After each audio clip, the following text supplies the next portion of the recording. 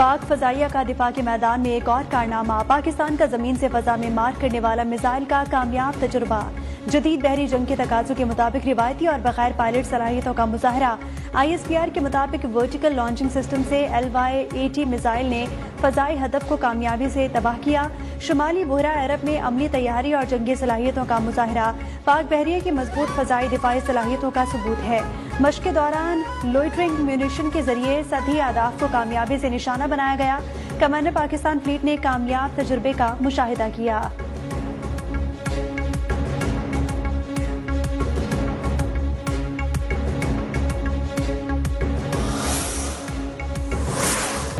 خیبر پختونخوا میں security forces کی 2 الگ الگ کارروائیاں۔ بھارتی پراکسی فتنۃ الخوارج سے تعلق رکھنے والے 11 خوارج ہلاک ہو گئے۔ ISPR کے مطابق شمالی وزیرستان میں انٹیلیجنس بیسڈ آپریشن میں 6 خوارج جہنم واصل ہو گئے۔ کرم میں پولیس اور سیکورٹی فورسز کی مشترکہ کارروائی میں 5 خوارج مارے گئے۔ ہلاک خوارج سے اسلحہ اور گولہ بارود برآمد۔ خوارج سیکورٹی فورسز، پولیس اور معصوم شہریوں پر حملوں میں ملوث تھے۔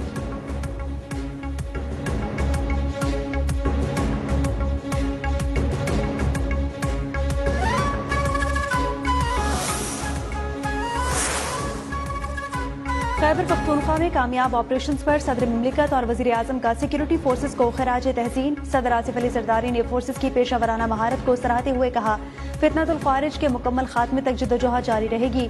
وزیر اعظم شہباز شریف نے کہا کہ دہشت گردی کی افریت کے مکمل خاتمے تک اس کے خلاف جنگ جاری رکھیں گے۔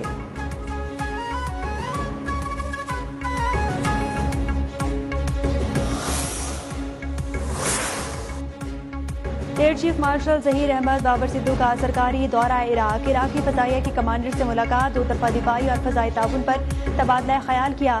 مشترکہ تربیت اور صلاحیتوں میں اضافے پر اتفاق ہوا۔ پاک فضائیہ کی جانب سے عراقی فضائیہ کی تربیت میں تعاون کی یقین دہانی۔ دونوں فضائی افواج کے درمیان مشترکہ مشقوں پر اتفاق۔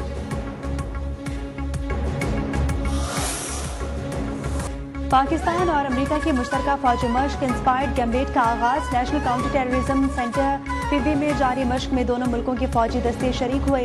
انسدادی دہشت گردی کی مہارتوں اور تجربات کا کامیاب شہری جنگ میں نشانہ بازی اور آپریشنل ہم آہنگی پر توجہ۔ مشق 2 ہفتوں تک جاری رہے گی۔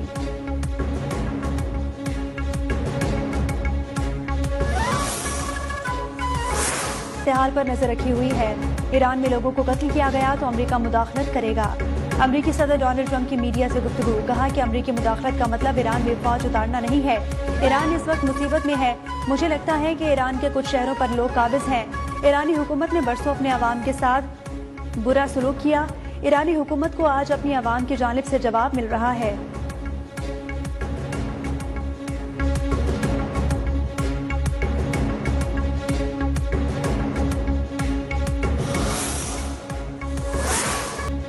ایران میں پرتشدد مظاہرے شدت اختیار کر گئے۔ احتجاج 100 شہروں تک پھیل گیا۔ مظاہروں کے دوران اموات کی تعداد 217 ہو گئی۔ متعدد شہروں میں توڑ پھوڑ سے 26 بینک، 25 مساجد، 2 اسپتال اور 48 فائر ٹرکوں کو بھی نقصان پہنچا۔ پولیس اسٹیشنز پر حملوں میں کئی اہلکار زخمی ہوئے۔ 2500 سے زائد افراد گرفتار۔ پاکستانی سفارت خانے نے اپنے شہریوں کی سہولت کے لیے کرائسس مینجمنٹ یونٹ قائم کر دیا۔ 3 افسران کے فون نمبرز اور لینڈ لائن نمبرز بھی جاری کر دیے گئے۔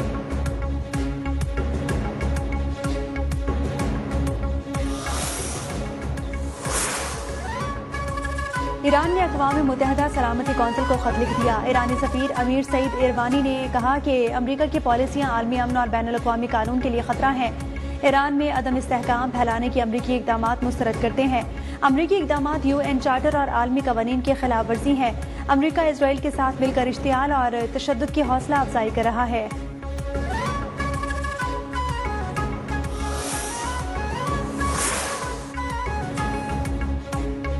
برطانیہ، فرانس اور جرمنی کے ایران میں مظاہرین کی ہلاکتوں کی شدید الفاظ میں مذمت۔ ایران میں جاری کشیدہ صورتحال پر فرانسیسی صدر، برطانوی وزیر اعظم اور جرمن چانسلر نے مشترکہ بیان میں کہا، ایرانی سیکورٹی فورسز کے تشدد پر تشویش ہے۔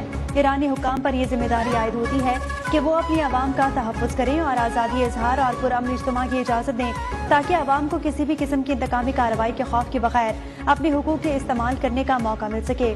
بیان میں ایرانی سیکورٹی فورسز پر زور دیا گیا کہ وہ تشدد سے باز رہیں۔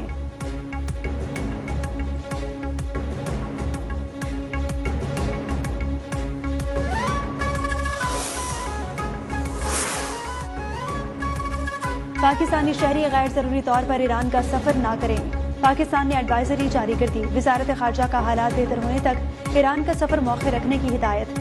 ترجمان دفتر خارجہ نے کہا کہ پاکستانی شہری سفارت خانے اور قونصل خانوں سے رابطے میں ہیں، تہران، زیدان اور مشہد میں ہنگامی رابطہ نمبرز بھی جاری کر دیے گئے۔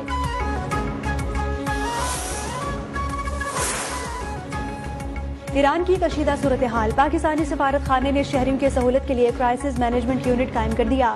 تہران میں سفیر پاکستان مدثر ٹیپو کے مطابق پاکستانی شہریوں کی معاونت کے لیے 24 گھنٹے رابطہ کیا جا سکتا ہے۔ 3 عہدیداروں کے فون نمبرز اور لینڈ لائن نمبرز بھی جاری کر دیے گئے ہیں۔ پاکستانی شہری کسی بھی رہنمائی کے لیے دیے گئے نمبرز پر رابطہ کر سکتے ہیں۔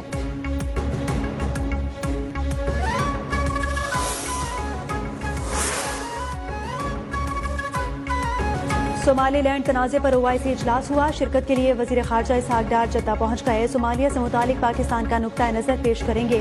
اسحاق ڈار کا پاکستان کی طرف سے صومالیہ کی سلامتی کی حمایت کا اعادہ۔ اسحاق ڈار کی OIC ممالک کے وزرائے خارجہ کے ساتھ ملاقاتیں بھی ہوں گی، جدہ میں پاکستانی قونصل خانے کی نئی عمارت کا افتتاح بھی کریں گے۔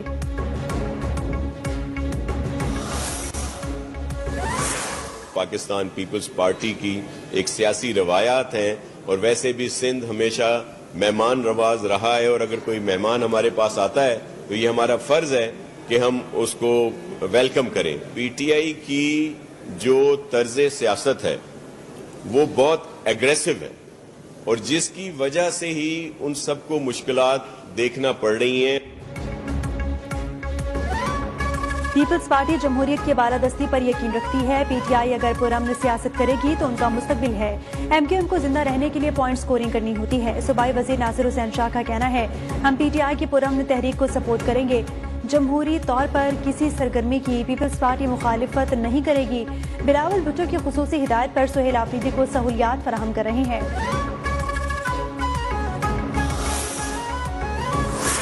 ہماری جو ویٹ پالیسی 2026 ہے ہارویسٹ کی، اس میں کسان کی گندم کی خریداری 3500 روپے فی منتھ لاکھ میٹرک ٹن گندم جو ہے وہ پرائیویٹ سیکٹر کے ذریعے خریدی جائے گی۔ پنجاب نے گندم کی ملکی ضرورت پوری کرنے کے لیے پیشگی اقدامات کیے، پرائیویٹ سیکٹر سے شفاف طریقے سے 25 لاکھ میٹرک ٹن گندم پرائیویٹ سیکٹر سے خریدی جائے گی۔ معاون خصوصی وزیر اعلیٰ پنجاب سلمہ بٹ کی پریس کانفرنس، کہتی ہیں کہ گندم کی قیمت 3500 روپے فی من مقرر کی گئی ہے۔ 25 لاکھ میٹرک ٹن ذخیرہ رکھنے کا مقصد پیشگی شارٹ فال سے بچنا ہے۔ حکومت گندم کی خریداری، مارکیٹ تک رسائی اور نگرانی شفاف طریقے سے یقینی بنائے گی۔ پنجاب پہلا صوبہ ہے جس نے گندم 2026 کا منصوبہ ترتیب دیا۔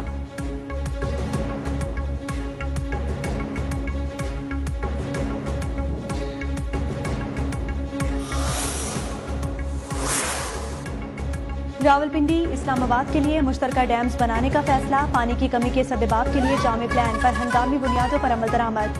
CDA اور پنجاب حکومت کے تعاون سے جڑواں شہروں کے لیے مشترکہ طور پر ڈیمز بنائے جائیں گے۔ وفاقی وزیر داخلہ محسن نقوی کی زیر صدارت اجلاس ہوا، جڑواں شہروں میں پانی کی فراہمی بڑھانے کے لیے شارٹ اور لانگ ٹرم اقدامات کا جائزہ لیا گیا۔ اسلام آباد میں پانی کی فراہمی کے موجودہ نظام کی خامیوں کو دور کرنے کی تجاویز پر بھی غور۔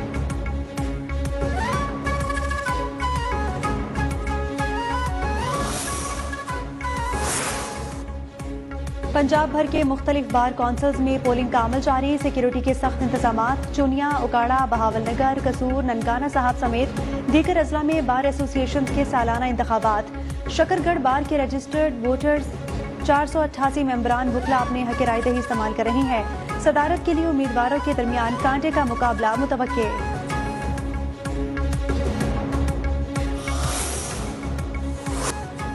گجرات کے مختلف علاقوں میں بندروں کی یلغار، محکمہ وائلڈ لائف بندروں کو پکڑنے میں ناکام رہا۔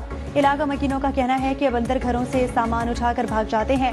حملوں میں کئی بچے بھی زخمی ہو چکے، انتظامیہ ٹھوس حکمت عملی اپنا کر بندروں سے چھٹکارا دلوائے۔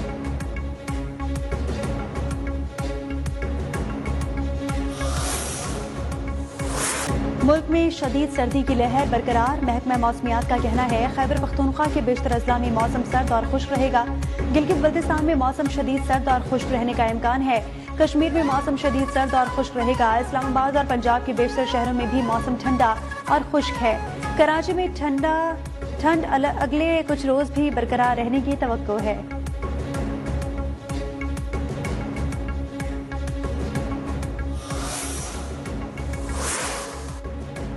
طلباء کی صحت کی بہتری کے لیے وزیر تعلیم پنجاب کا بڑا فیصلہ، تعلیمی اداروں کی چھٹیاں 1 ہفتہ بڑھا دی۔ فیصلہ وزیر تعلیم کے سوشل میڈیا پیج پر عوامی سروے کی بنیاد پر کیا گیا ہے۔ رانا سکندر حیات نے کہا کہ فیصلہ موسم کی شدت، طلباء کی صحت کو مد نظر رکھتے ہوئے کیا گیا۔ اب تعلیمی ادارے 19 جنوری سے ہی کھلیں گے۔